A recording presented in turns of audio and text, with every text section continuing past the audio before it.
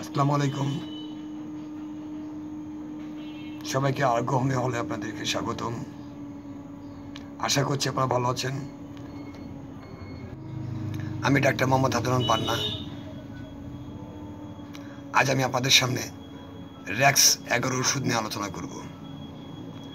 র্যাক্স 11 ওষুধটি এটি একটি সান্ধ্য মহিলাদের ক্ষেত্রে ব্যবহার হয়ে থাকে।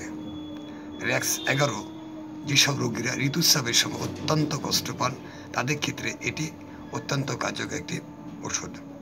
র্যাক্স 11 এটি একটি হোমিওপ্যাথিক কমিশন ওষুধ। কষ্টকর ঋতুস্রাব, ব্যথা যুক্ত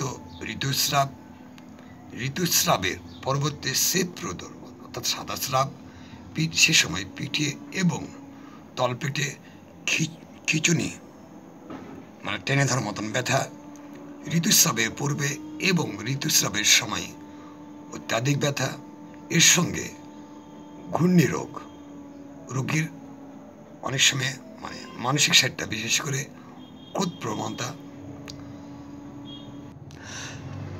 অর্থাৎ স্রাবের সময় খুব রাগ, তলপেটে এবং ঘাড়ে এবং পায়ে ব্যথা করে, এই ক্ষেত্রে র্যাক্স 11 অত্যন্ত চমৎকার একটি ওষুধ।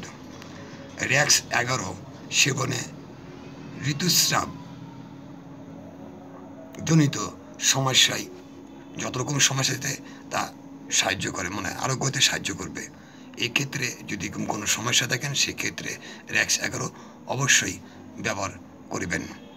ওষুধটি খাবেন কী করে?